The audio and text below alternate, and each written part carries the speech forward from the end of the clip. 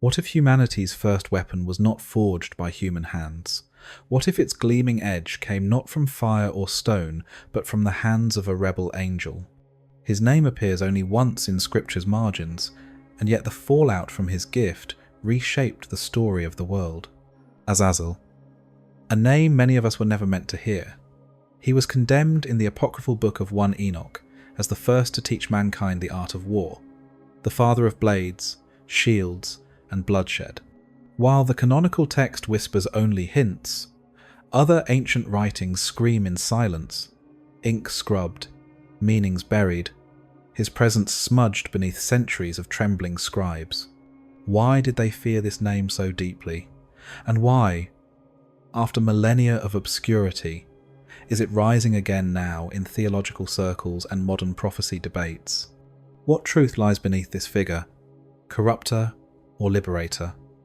Ancient villain or misunderstood guardian of forbidden knowledge?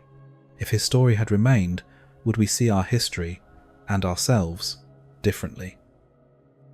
What we're about to uncover was erased for a reason. And if you're new here, welcome to Timeless Bible Tales. Let me know in the comments where you're listening from, and subscribe. Now, before we ask why they buried his name, we must descend into the mountain where he first appeared. The air is thinner here, the stars have shifted, the pact is about to be made. They descended in secret, cloaked not by clouds, but by a silence that pulsed through the night air like the warning before a storm. The Book of Enoch, banned from the canon yet preserved in the smoke-darkened vaults of Ethiopian monasteries, records their arrival with unsettling precision. 200 beings called Watchers fell from the heavens, landing not in chaos, but with terrifying purpose. Their feet touched down on Mount Hermon, and with trembling oaths, they bound themselves to a cause that would rupture the order of creation. Among them was one whose name outlasted the dust of their descent, Azazel. Not their leader by rank, but the most dangerous among them, he did not seduce with dreams, but with iron. He taught humans how to forge weapons from earth's bones, how to twist ore into blades, how to raise hammers against stone until sparks danced like lightning beneath the mountain's shadow. The art of war was not a human invention, it was a gift, or a curse, pressed into trembling hands by a heavenly being who stood against the divine. You can almost hear it, can't you? The hiss of quenched metal, the hammer's ring echoing in the dark, the stench of oil on new armour. According to 1 Enoch chapters 6 through 8, while the other Watchers taught incantations and the secrets of the stars, Azazel revealed to humanity how to make knives, swords, breastplates, and shields. The text claims he also taught the art of applying eyeliner. But make no mistake, this was no lesson in vanity. This was about transformation, weaponizing the body, seducing the eye, wrapping humanity in tools of power that bent the line between the divine and the fallen. But here's where it becomes even more unsettling. The canonical Book of Genesis, in its careful genealogy of human invention, names Tubal-Cain as the first metalworker, the forger of bronze and iron. Yet there is no mention of where Tubal-Cain learned such skill. Could it be that Genesis was written to veil the source? That beneath the surface of sacred text, a war raged over who would be remembered and who would be erased? Azazel's name is nowhere in Genesis, not once, not even a whisper, and yet the echoes of his gifts ring through the battlefield of human history. Who taught the first hand to close around a sword? Who first taught the eye to seek domination, the mind to build a shield, not from fear, but ambition? You were never told this. We were raised on the idea that humanity fell because of fruit and pride. But what if a different kind of fall occurred? One that armed mankind not only with the knowledge of good and evil, but the means to enforce it with steel. Some scholars, quietly, call this the Promethean heresy. The idea that a divine being gave humanity more than it was meant to carry. Others call it rebellion, a betrayal written not with words but with fire and iron. What do you think? Did Azazel destroy the innocence of creation, or did he awaken a dangerous potential that was already hidden in us? 1 Enoch describes his punishment with severity. Azazel was bound hand and foot, cast into darkness, and buried beneath sharp stones until the day of judgment. But even as he fell, the gifts he gave could not be undone. Their echoes are in every weapon forged, every war waged, every bloodline spilled in the name of power. And this raises the haunting question. If Azazel gave us the sword, what else did he give that reshaped the human story forever? The blade was only the beginning. Once the blood of the first brother soaked into the earth, something opened, and what came through was darker than iron, older than bronze, heavier than stone. Why did he keep giving? Why did the fallen watcher, exiled from heaven's purity, continue to pour forbidden treasures into mortal hands? You smell it before you see it. A sheen of thick oil rubbed across a new bronze chestplate. The glint of gold threaded into the eyelids of a woman who once danced barefoot under starlight. A veil of perfume that masks death beneath seduction. These were not just tools. These were enchantments. And Azazel's legacy, according to one Enoch, went far beyond warfare. He taught the beautifying of the eyelids and all kinds of costly stones and colouring tinctures. He armed the flesh with illusion, masking mortality with sheen and glitter, awakening something ancient in the human heart. Envy, vanity, rivalry, lust. He showed them how to craft armour, how to build shields, how to charm the heavens. The knowledge came fast, came sharp, came beautiful. But was it a gift, or a corruption cloaked in splendour? You can hear it if you listen. Women murmuring in strange tones, their hands wet with crushed berries and groundstone, mixing paints forbidden in the priestly law. These crafts do not appear in Genesis. They are erased from the Hebrew record, but in the smoke-stained pages of one Enoch, they shimmer with haunting clarity. And the people, they learned too fast. They learned to adorn, to seduce, to enchant, and then to wound. Is this why one Enoch says the earth was corrupted in all its ways? Not just because of violence, but because of the mask that violence now wore. The art of deception, the crafting of image, the use of divine skill to subvert divine order. In ancient Mesopotamian myths, divine beings often gifted humanity with crafts, the secrets of weaving, healing, architecture. But in those myths, the gods bless. Here, the watchers betray. Here, the crafts do not elevate, they unravel. The Book of Enoch portrays knowledge itself as morally charged, dangerous in the wrong hands, too potent for the newly awakened human heart. And the name that echoes beneath all of it is Azazel. Why does he appear again and again as the one who arms us, who teaches us the techniques of both war and seduction? Could it be, dare we ask it, that these are one and the same? The early scribes did not want you to ponder this. That much is clear. The name Azazel is left out of Genesis. The teachings he gave are left out of the Torah, but hidden in the margins of apocryphal scrolls preserved in Ethiopian parchment are the whispered memories of what he truly gave. Knowledge that could not be destroyed, only rebranded. These verses were smeared beyond legibility. In one monastery copy, one church father called them a trap for curious minds. In a medieval vault in Cologne, a priest scribbled beside Enoch's name, "Here lies the spark of pride. You were raised on 66 books, but what if your ancestors read 81? Think about it. Why preserve a book that makes angels, villains, and beautification a sign of downfall? This isn't about cosmetics. This is about the reshaping of the human self into something unrecognizable, something divine in pretense, demonic in motive. And this is where the danger sharpens. Because what Azazel introduced was not only a distortion of form, but a distortion of desire, the forging of beauty into weaponry, the turning of the mirror into a battlefield. This knowledge cannot be unlearned. It lingers. Even now, in the algorithms that amplify vanity, in the industries that sell power dressed as self-worth. And if the angelic origin of all this was true, what else lies buried beneath the surface of our progress? If this knowledge entered human hands once, who's to say it has ever left? And what else did Azazel give that still whispers through our culture, like smoke through a ruined temple? We have seen the armour, we have heard the chants, we have felt the seduction of image over truth, but his influence did not end there.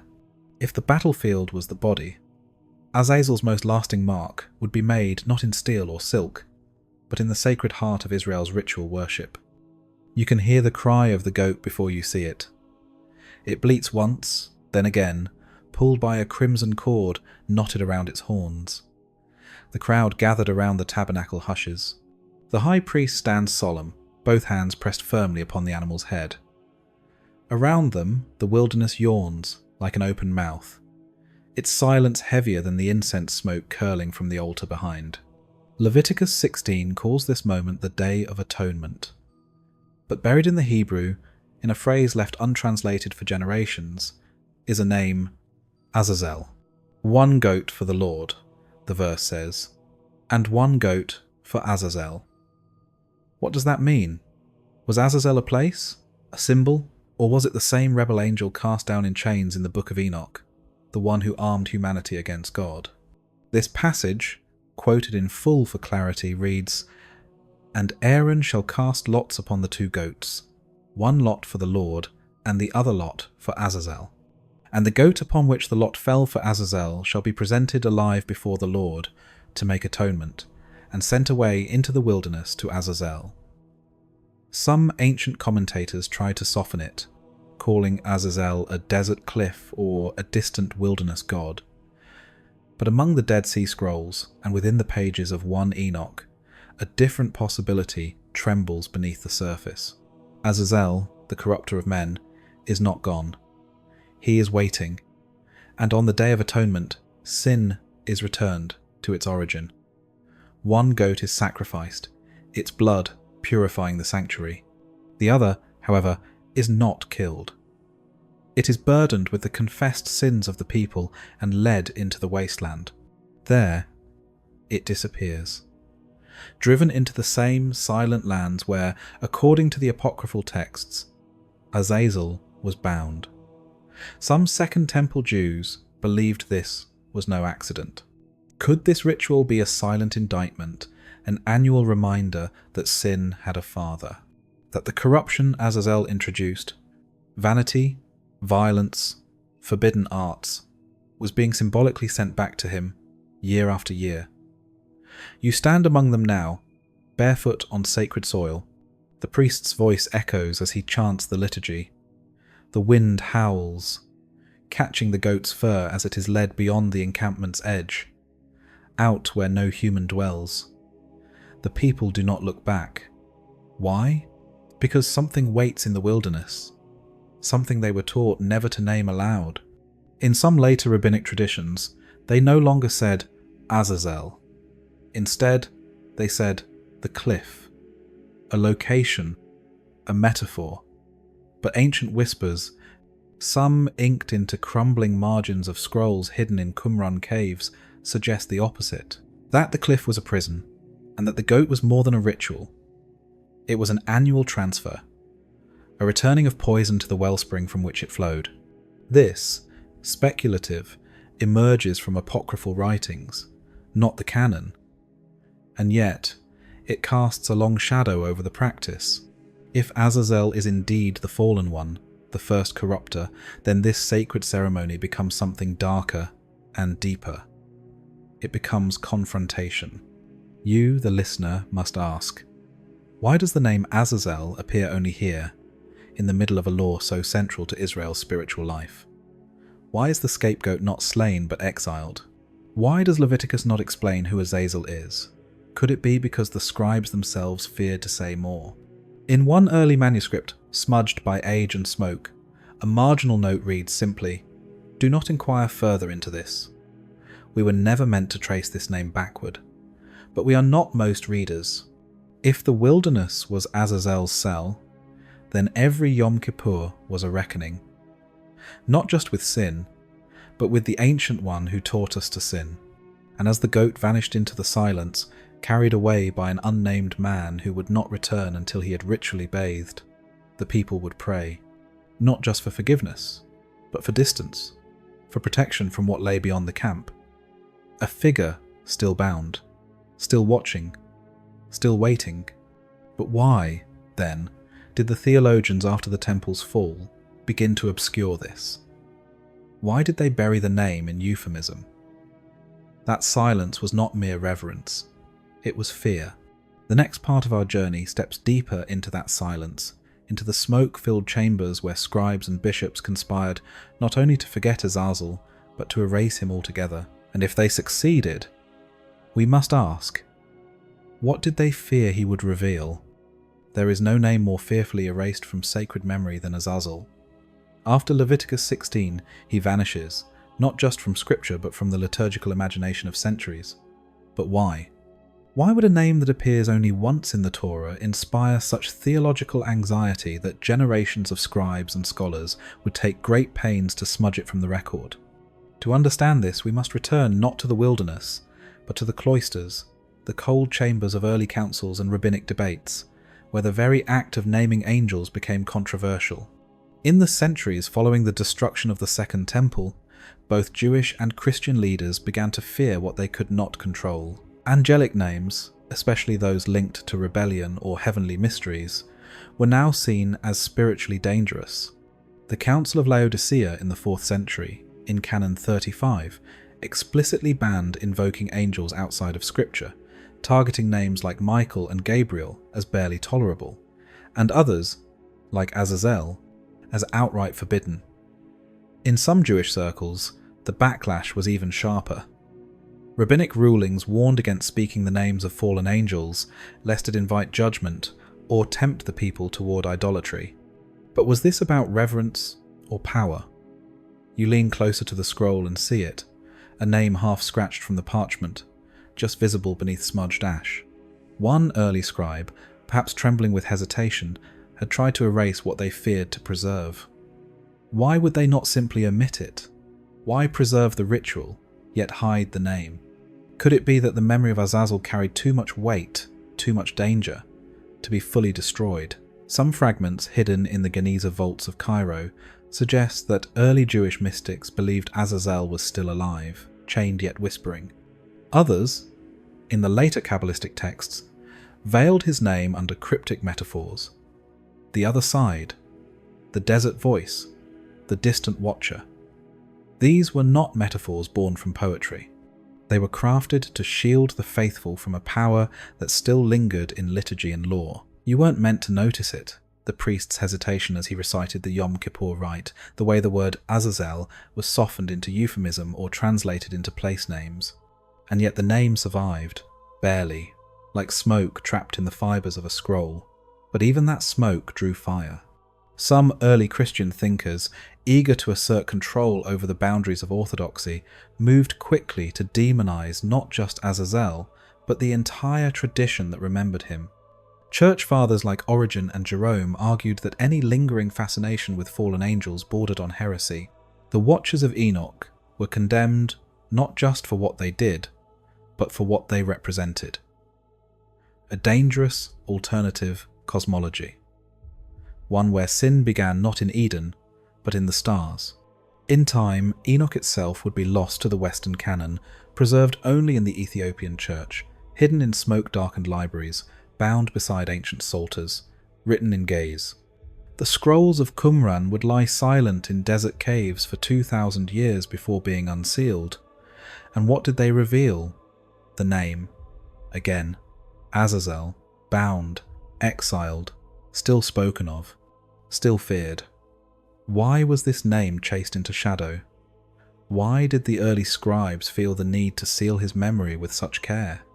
You can almost hear the ink drying as one final reductionist crosses the name out with trembling hand. The page remains, but the name fades. We were never meant to speak it again, but what if we did? What if we brought it back to the surface, not in veneration, but in investigation? Would the shape of our theology change? Would the origin of evil appear in a different light? What were they afraid we'd find? The darkness Azazel was chained in, or the knowledge he once gave away? You were raised on the story of Eden, but not on Hermon. You were taught to fear the serpent, but not the one who taught the serpent to strike. The silencing of Azazel was not just an editing of doctrine, it was a redirection of attention, and that is why we must follow it further. Because in some forbidden traditions, Azazel was not erased for his wickedness, but punished for his gift, and remembered not as the corrupter, but as the liberator. So what did he give us that was so threatening it had to be buried? What knowledge did he offer that demanded chains, not remembrance? If we are to answer that, we must cross into more dangerous territory, where the flame passed hand to hand, and where the light cost more than anyone expected. What if the rebel was not cast down for corruption, but for compassion? What if the chains were not punishment for evil, but for breaking a divine silence too early? These questions linger like smoke through the long forbidden texts that whisper of another Azazel. In the dim glow of ancient Gnostic scrolls and mystical Jewish treatises, his figure emerges not as a monster, but as a martyr, a bringer of fire, not unlike Prometheus, who defied the heavens not to destroy humanity, but to awaken it. Some even say he fulfilled a divine assignment without ever knowing it. In these shadowed interpretations, Azazel is the first being to break the silence between heaven and earth, to reach down into the clay and offer humanity something it was not yet meant to hold: fire, knowledge, defense, dignity. And for that, he was buried. You picture a flicker in the darkness, a flame passed from palm to trembling palm, casting light on faces that had never seen fire, never forged, never understood the weight of what they now held. In one speculative tradition, drawn from later mystical writings, Azazel did not fall, but descended, sent as an instrument of divine paradox, that by awakening humanity to danger, he would also awaken them to God. Of course, this view was anathematized early, filed away in smoke-darkened vaults, locked behind warnings of heresy. The church fathers, the rabbis, they feared what this story could become in the wrong hands: a justification for defiance, a theology of rebellion. But still, it survived in the Nag Hammadi codices, in whispered Kabbalistic metaphors, in early Gnostic hymns that called Azazel not a demon, but a teacher. One hymn names him the light-bearer beneath the mountain, a being who gave humankind mirrors of the heavens and rings of fire. Even more curiously, fragments from a mystical text found near the Dead Sea refer to a watcher who bound light in clay and was cast down for making man too early like the stars. Could this be Azazel? Could this be a tradition preserved in secret, even if speculative, offering a new lens on the exile of knowledge itself? You lean closer. The parallels grow sharper. Prometheus, punished for stealing fire from Olympus and giving it to man, his liver eaten daily by an eagle, chained to a rock. Azazel, bound in desert chains until the day of judgment, for giving humans the means to protect, to ornament, to see themselves as more than dirt. It is a disturbing parallel, but perhaps that was the point. You were raised to believe rebellion was always evil. But what if the true danger lies not in defying God, but in misunderstanding what he allows and forbids? You feel the tension, the whispering danger of theology twisted to flatter the flesh. Some occult groups in the Middle Ages revived these ancient ideas and claimed Azazel as a spirit of enlightenment, even associating him with fallen versions of the light-bearer, Lucifer himself. Yet others insisted Azazel was misunderstood, his punishment a mystery rooted in divine wisdom we cannot yet grasp. Could he have been a trial, a test of whether humanity would use the tools he gave for worship or for war? We failed, of course. The blood of Genesis testifies to that. But was it Azazel's fault or ours? And if he was cast down not for rebellion, but for love misapplied, what does that say about our understanding of good and evil? You look again at the flicker of flame in the cold dark. Was it a curse, or a gift too soon? This ambiguity is what terrified early theologians. Better to cast him as devil, as enemy, as the source of all corruption, than risk telling a story that could elevate him as a misunderstood prophet. But history, especially sacred history, is never that tidy. So again, the name Azazel was smeared from the margins, coded into symbols, wrapped in layers of condemnation to keep his story from spreading. Yet in every firelight, in every forge, in every question that asks, what is truth, and who dares to reveal it, he lingers. A ghost in the machinery, a crack in the vault, whether hero or villain, prophecy says his fate is sealed. But ours, perhaps, is not. And if the flame he gave still burns beneath the surface of history, then what happens when the chains come loose? The Book of Enoch, long hidden from Western eyes, speaks of Azazel cast into the wilderness, bound beneath jagged rocks and scorched soil. He is chained not in metaphor, but in reality. You begin to understand why some traditions refuse to canonize Enoch. Not because it contradicted scripture, but because it dared to finish the story too clearly. In 1 Enoch 10, a voice speaks, "Bind Azazel hand and foot, and cast him into the darkness. Open the desert that is in Dudael, and cast him in." This desert, Dudael, becomes more than a location. It is a cosmic oubliette, a lockbox buried in time, and Azazel, once the rebel teacher of iron and flame, is now a prisoner in chains. But for how long? Here the narrative widens. Some early Jewish traditions believed that the rebel watchers, including Azazel, were not destroyed, but restrained, their judgment delayed. This matches Revelation 20, where the dragon, Satan, is bound for 1,000 years in the abyss, before being loosed for a final rebellion. Isaiah 24 speaks cryptically of the host of the high ones, punished and gathered together as prisoners in the pit. Are these fragments describing the same imprisonment? Is Azazel one of the chained? One tradition says yes, and that makes you wonder, why was his story erased when so much of the prophecy mirrors it? The suppression is not accidental. Across centuries, scribes and councils moved to sanitize these apocalyptic figures. Writings that hinted at cosmic imprisonment, angelic chains, and a second fall of creation were quietly relocated. Smudged annotations in monastery copies of Enoch betray anxiety, marginal notes scratched out, citations struck with red ink. A Hebrew fragment from the Dead Sea Scrolls narrows its focus on judgment, but avoids naming Azazel outright. Fearful reverence or deliberate omission, you decide. And still, the chains lie beneath the sand. You hear the clang again, not from metal against metal, but in memory. Could these ancient texts be describing a real cosmic structure, a divine holding pattern for rogue spirits? The metaphor slips. Into Peter 2:4, we're told, God did not spare the angels who sinned, but cast them down to hell and delivered them into chains of darkness. The Greek word here is Tartarus, not the usual Hades, a unique word choice pointing towards something older, stranger, perhaps pre-biblical.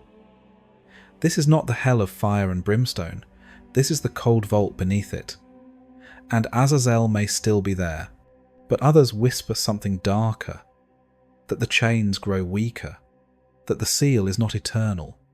Among fringe mystical groups, echoes of Azazel's name are rising again. A 9th century pseudepigraphic text from Syria claimed that certain rituals could reach the deep ones. Some even allege that modern chaos, wars, technological arms races, even cultural upheaval are ripples of his stirring. Speculative, yes, but terrifyingly poetic. What if the one who gave us the sword is almost free to wield it again? You remember the ancient whisper from Enoch, "Let him see the destruction of those whom he led astray." A warning or a prophecy? Azazel's fate is sealed. That much all traditions agree on. He awaits judgment, not as a prince, but as a prisoner. Yet the silence around him remains loud, too loud. And if he is still bound, then why do the shadows feel restless? Next comes the question none of us want to ask, but cannot ignore. If the one who taught war is stirring once more, what does that mean for us? You've seen the pattern now, haven't you? Not just in the stories, not just in the fragments hidden beneath ash and ink, but in the architecture of the fall itself. Azazel was not erased because he was unimportant. He was erased because he was too central. Whether you see him as corrupter or liberator, everything hinges on that moment in the dark. The hammer lifted, the blade descending, and the silence that followed. Some say he armed humanity to destroy us, others that he gave us the tools to resist tyranny. Scripture calls him condemned, Apocrypha calls him punished, mystics whisper that he waits still, not bound in chains but in time. What do you believe? Was he the architect of our ruin, or the one who bore the blame so that we might stand free? The truth may lie not in one answer, but in the echo between them. Because in every generation, the chain is struck once more. The same sound, the same seduction, the same question behind the veil, and if his time is drawing near, if the hammer echoes once again in the deep, then perhaps it's not just Azazel's fate that is sealed. Perhaps it is ours that hangs in the balance. The choice was never his alone. The weapon has already been given, and we are still holding it. If this journey stirred something in you, do not let it vanish in the noise. There are more whispers hidden in Scripture's pages waiting to be uncovered. Stay with us, subscribe, listen closer, and keep walking this narrow road between thunder and silence. I look forward to seeing you again.